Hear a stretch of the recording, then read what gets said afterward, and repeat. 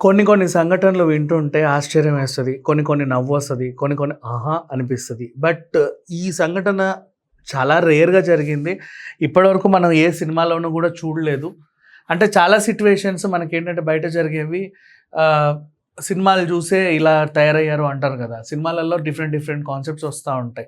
కొన్ని నిజంగా జరిగిన సిట్యుయేషన్స్‌ని గూడా సినిమా రూపంలో తీస్తా ఉంటారు.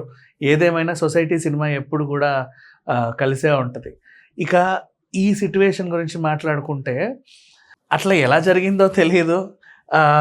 జైపూర్‌లో జరిగిన ఇన్సిడెంట్ అనమాట. ఇప్పుడు నేరాలు చేసి జైలుకెళ్ళే వాళ్ళు చాలామంది ఉంటారు. జైల్‌లో స్టార్టింగ్ మన కోర్ట్ ట్రయల్స్ నడిచేటప్పుడు నువ్వు దొరకకపోతే నిన్ను పట్టుకొని జైల్‌లో వేస్తారు చూసావా? అప్పుడు యూటీ అంటారు. Under trials. వీళ్ళు సివిల్ డ్రెస్‌లోనే ఉంటారు. కొంతమందికి కన్విక్షన్ పడుద్ది. 1 సంవత్సరం శిక్ష, 2 సంవత్సరాల శిక్ష అలా. వాళ్ళకేమో వైట్ డ్రెస్ ఏసి వాళ్ళని సీటీ అంటారు. ఇకపోతే ఇంకొంతమందికి లైఫ్ పడుద్ది. లైఫ్ అంటే ఇక జీవితకాలం వాళ్ళు జైల్లోనే ఉండాలనో, లేకపోతే 14 ఏళ్ళకనో, 20 ఏళ్ళకనో అలా జైలు జీవితం అనుభవించాలని ఉంటది. ఇట్లా ఒక మహిళ మంచిగానే సిటీకొచ్చింది. హాస్టల్‌లో చదువుకుంటా ఉంది. ఎక్స్‌ట్రా డబ్బులకు అలవాటు పడి, ఈజీ మనీకి అలవాటు పడి వ్యభిచారం చేయడము, దొంగతనాలు చేయడం, ఏటీఎం చోరీలు చేయడం, హనీ ట్రాప్ చేయడం ఇలాంటివన్నీ చేస్తూ బ్రతికేది.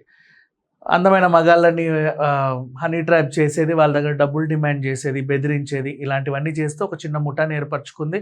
అందులో ఒక ప్రేమికుడున్నాడు. వీళ్ళిద్దరు కలిసి ప్రేమించుకుంటున్నారు. కానీ వీళ్ళ దగ్గర డబ్బులు లేవు. డబ్బున్న ఒక వ్యక్తిని కిడ్నాప్ చేసి అతన్ని దోచుకునే క్రమంలో ఒక అబ్బాయిని రూమ్‌కి పిలిచి అక్కడ 10 లక్షలు డిమాండ్ చేస్తే, నా దగ్గర 3 లక్షలే ఉన్నాయండి అని ట్రాన్స్ఫర్ చేస్తే, వదిలేయకుండా వీడెక్కడన్నా మన గురించి చెబుతాడేమో అని చెప్పేసి వాళ్ళందరూ కలిసి అతన్ని చంపేశారు.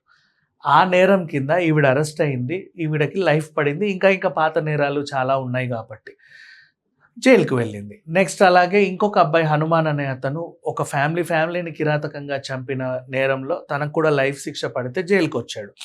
లైఫ్ పడ్డ వాళ్ళని ఏం చేస్తారంటే ఓపెన్ జైల్‌లో ఉంచుతారు. కొంతమందిని అంటే వాళ్ళని నమ్మితే పారిపోరు అని నమ్మితే.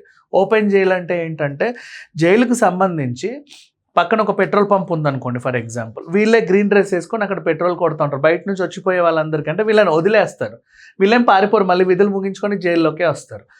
నెక్స్ట్ అలాగే మీరు కఠిన కారాగార శిక్ష అని ఇంతకుముందు రాళ్ళు కొట్టే వాళ్ళని చూసాం మనం పాత రోజుల్లో. బట్ ఇక్కడ అట్లా ఉండదు. రాళ్ళు గిల్లేం కొట్టివ్వరు కానీ పనులు చేపిస్తారు. ఇప్పుడు జైల్లోనే పసుపు పండించి దాన్ని ఎండబెట్టి పొడి చేసి ప్యాకెట్లలో కట్టి పసుపు అని వేయాలి. అక్కడే ఎండుమిర్చి పండించి దాన్ని ఎండబెట్టి పౌడర్ కొట్టి కారం కొట్టి కారం అని వేయాలి. అలా ధనియాల పొడి, మిరియాల పొడో యాదో ఇదో ఇంకా అంటే కనీస అవసరాలకు సంబంధించినటువంటివి అక్కడ సౌలభ్యానికి తగ్గట్టు ప్యాకెట్స్లలో చేసి ఓ బ్రాండ్ ఇస్తారు. ఇప్పుడు ఫర్ ఎగ్జాంపుల్ మన తెలంగాణలో కూడా మై నేషన్ అనే ఒక బ్రాండ్ ఉంది. వీళ్ళని కూడా ఓపెన్ జైల్లోనే ఉంచుతారు. అంటే బయట ఒక క్యాంటీన్ ఉంటుంది. వీళ్ళే అక్కడ సేల్స్ బాయ్స్. ఈవెన్ మనకి నుమాయిష్ జరుగుతుంది కదా ఇక్కడ నాంపల్లిలో. నాంపల్లి నుమాయిష్ ఎగ్జిబిషన్లో కూడా డ్వాక్రా మహిళల స్టాల్స్, వాళ్ళ స్టాల్స్, వీళ్ళ స్టాల్స్, సింగరేణి స్టాల్స్ ఉన్నట్టే జైలు ఖైదీలకు సంబంధించి కూడా ఒక స్టాల్ ఉంటుంది. నాంపల్లి ఎగ్జిబిషన్కి ఎంతమంది వస్తారో మీకు తెలుసు. వాళ్ళు పారిపోవచ్చు, అయినా సరే పారిపోరు. ఇట్లా ఓపెన్ జైల్లో ఉంచుతారనమాట జీవిత ఖైదు పడ్డ కొంతమంది ఖైదీలకి. ఇట్లాగే ఒక మహిళా ఖైదీ, ఈ ఖైదీ బయట విధులు నిర్వహిస్తూ ఉండగా ప్రేమలో పడ్డారు. సరే పడితే పడ్డారులే ఏంటి అనుకుంటే, వాళ్ళకి ప్రేమించుకోవడం, పెళ్లి చేసుకోవడం వాళ్ళ నైతిక హక్కు కాబట్టి ఒక అడ్వకేట్ చొరవ తీసుకొని వీళ్ళిద్దరి తరఫున కోర్టులో పిటిషన్ దాఖలు చేస్తే కోర్టు కూడా వీళ్ళని పెళ్లి చేసుకునే హక్కు ఉంది అని భావించి 15 రోజులు పెరోల్ మీద విడిచిపెట్టింది. అదేంటో విచిత్రంగా ఉంది. ఇట్లాంటి సిట్యుయేషన్స్ చాలా రేర్‌గా జరుగుతూ ఉంటాయి. ఈమెమో కరడు కట్టిన నేరస్తురాలు, ఈవిడకి కూడా గ్యాంగ్స్టర్ అవ్వాలనే కోరిక చిన్నప్పటి నుంచి. అదేం కోరికో మరి. ఈ అబ్బాయికి కూడా ఏదో అంటే వరుస నేరాలు చేసే రెగ్యులర్‌గా క్రైమ్ చేసేవాళ్ళే, క్రిమినల్సే ఇంకా చెప్పాలి అంటే. అంటే ఒక క్రిమినల్ అనుకోకుండా తప్పు చేసి జైలుకి వచ్చిన వాళ్ళైతే కాదు. అలాంటి వాళ్ళకి కూడా పెద్దగా శిక్షలేం పడవు. బట్ రెగ్యులర్‌గా క్రైమ్ చేసే వాళ్ళకి ఇలాంటి శిక్షలు పడతాయి. ఇట్లాంటి న్యూస్‌లు విన్నప్పుడే మనకు అనిపిస్తుంది సంథింగ్ అరే ఏంటిది ఇలా కూడా జరుగుద్దా అని చెప్పేసి. అంటే కొత్త వింత విషయాలన్నీ మనం సినిమాలలోనో, వెబ్ సిరీస్‌లలోనో, ఏదో డాక్యుమెంటరీలలో చూస్తాం. కానీ రియల్ లైఫ్‌లో చూడడం అనేది ఇదొక వింత.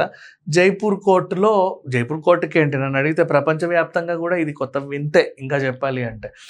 అండ్ ఇది మళ్ళీ బేస్ చేసుకొని ఇదేదో బాగుంది కదా అని చెప్పేసి మిగతా వాళ్ళు కూడా జైల్లో ఉన్న ఖైదీలు ఇలా ప్రేమించుకుంటారు, ఇంకేదో చేసుకుంటారు మాత్రం అనుకోకండి. ఏదో ఇక్కడ ఓపెన్ జైల్లో అలా జరిగిపోయింది. అయినప్పటికీ కూడా పెరోల్ తర్వాత వీళ్ళు ఎంతకాలం శిక్ష పడిందో అంతకాలం శిక్షను అనుభవించే బయటికెళ్ళాలి. ఎప్పుడైనా వీళ్ళ ప్రవర్తన బాగుంది, సత్ప్రవర్తన బాగుంది అని జైలు అధికారులు అనిపిస్తే వాళ్ళని ఆగస్ట్ 15థ్‌కో, జనవరి 26థ్‌కో, అక్టోబర్ 2ండ్‌కో విడిచిపెట్టే అవకాశాలు కూడా ఉన్నాయి. Thank you so much.